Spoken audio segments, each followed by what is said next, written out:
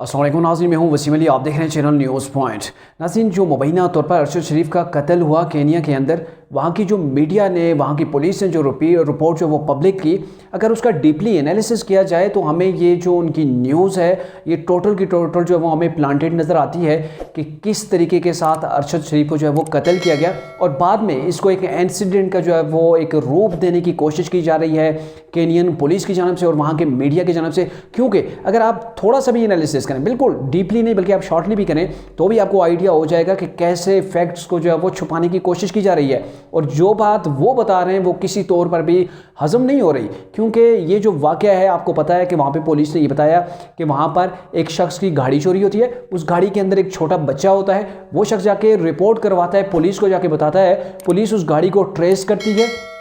और पता लगाती है कि उसकी लोकेशन कौन सी है, किस रोड के ऊपर है, तो फिर उसी रोड को ब्लॉक किया जाता है। अब आप देखें यहाँ पे ऐसा हुस्न इत्तेफाक कैसे हो सकता है कि जो गाड़ी चोरी हुई है वही गाड़ी, वही कलर, वही मॉडल अरशद शरीफ के पास मौजूद था और उसी सड़क के ऊपर उसे जो है वो बैरियर के ज़रिए रोका गया। वहाँ पुलिस रोकती है और रोकने के बाद क्या आपको भी पता है कि किसी जगह अगर पुलिस रोकती है, वहाँ पे कोई अगर नहीं रुकता, वो सिग्नल तोड़ देता है या फिर जो रुकावटें हैं उन्हें तोड़ता हुआ अबूर करता हुआ आगे निकल जाता है, तो पुलिस डायरेक्टली वहाँ पे कोई फायर नहीं खोलती। क्योंकि वहाँ पे कोई दहशतगर्दी का ये वाक़या नहीं था, सिर्फ गाड़ी चोरी और बच्चे के अगवा का मामला था, जो बच्चा गाड़ी के अंदर मौजूद था। और फिर देखें कि उसका पीछे से ताक़ब किया जाता है पुलिस के ज़रिए से, अगला जो चेक पॉइंट होती है उनको आगाह किया जाता है, पुलिस उसके ताक़ब में निकल जाती है। लेकिन यहाँ पे पुलिस की जानब से क्या कहा गया कि इन लोगों ने वो जो बैरियर था वो तोड़ा या पुलिस के इशारे के ऊपर वो रोके नहीं, पुलिस ने रोकने की कोशिश की और फिर उसके बाद पुलिस फायर खोल देती है और जो ड्राइवर है वो ज़ख्मी हो जाता है और अरशद शरीफ जो है वो उनके सर के ऊपर जो है वो गोली लगती है, वो जगह पर ही जो है वो दम तोड़ जाते हैं। अब देखें कि पहले तो हुस्न इत्तेफाक देखें, गाड़ी वही, मॉडल वही और उसके बाद उसका रंग भी वही, और फिर पुलिस के रोकने पर वो गाड़ी रुकती नहीं और फिर फायर खोल दिया जाता है। एक मिनट के लिए आप बच्चे को साइड पे रखते हैं, बच्चे को हटाकर फिर से इसके जो चीज़ है उसको एनालिसिस करें कि अगर फ़र्ज़ किया बच्चा गाड़ी के अंदर मौजूद नहीं था, तो फिर भी क्या पुलिस ऐसे शूट कर देती है कि किसी नाके के ऊपर आपको रोका जाए, आप नहीं रोकते तो क्या फौरी तौर पर आपको गोली मारी जाएगी? ऐसा हरगिज़ नहीं होता। यहाँ पाकिस्तान के अंदर भी ऐसा नहीं होता और ये जो मामला है पुलिस उनका ताक़ब करती है, आगे हो जाती है, उनके पास ऐसे वो फैसिलिटीज़ होती हैं कि वो आगे दूसरों को इन्फॉर्म कर देते हैं कि इस कलर की जो वो गाड़ी है। लेकिन यहाँ पर वो चीज़ नहीं हो। और दूसरी बात, पुलिस को पता था कि उस गाड़ी के अंदर बच्चा है और बच्चे को उन्होंने बाजियाब करवाना था, गाड़ी को वापस लेने की कोशिश करनी थी, मुजरमों को पकड़ना था। तो उसका क्या ये तरीका है कि बच्चे की गाड़ी के अंदर मौजूद है, पीछे से फायर खोल दिया जाए? तो ये चीज़ किसी तौर पर भी हजम नहीं हो रही। और जो वो उनका मीडिया रिपोर्ट कर रहा है या फिर जो केनियन पुलिस है वो जो बता रही है, ये कि तमाम जो है वो एक प्लांटेड स्टोरी नज़र आ रही है।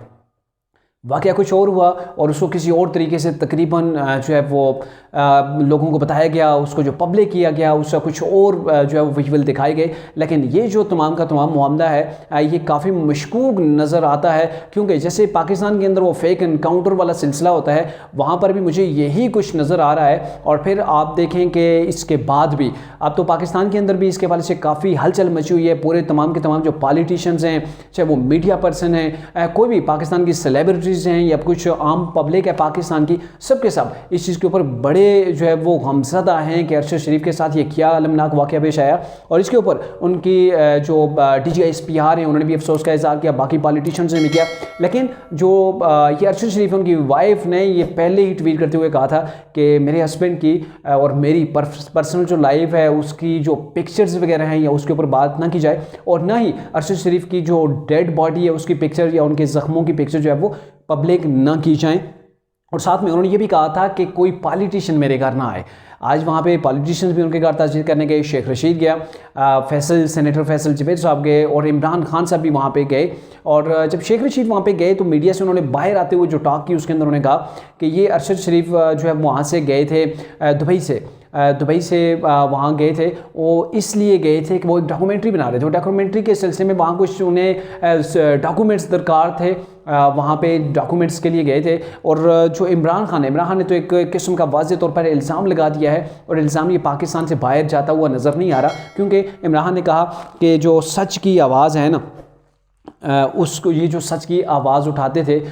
उसका इनसे जो है वो बदला ले लिया गया। तो इमरान ने जो इंग्लिश में ट्वीट किया उसको अगर उर्दू में देखा जाए तो उसमें उन्होंने यही कहा कि जो अरशद शरीफ हैं उन्हें सच बोलने की कीमत अदा करना पड़ी, इनको पाकिस्तान छोड़ना पड़ा और फिर दुबई से के अंदर जाके वो सेटल हुए और वहाँ पर भी वो अपने हक व सच की आवाज़ उठाते रहे और ताकतवरों को ललकारते रहे, उन्हें एक्सपोज करने से वहाँ पर भी वो आवाज़ नहीं आई, जिसकी बेस के ऊपर आज उन्हें ज़िंदगी से हाथ धोना पड़ा। तो ये जो इमरान खान जिस सिनेरियो के अंदर बात कर रहे हैं या फिर इसे जो सियासी रंग दिया जा रहा है, तो इसके ऊपर भी इन्वेस्टिगेशन होनी चाहिए। और अभी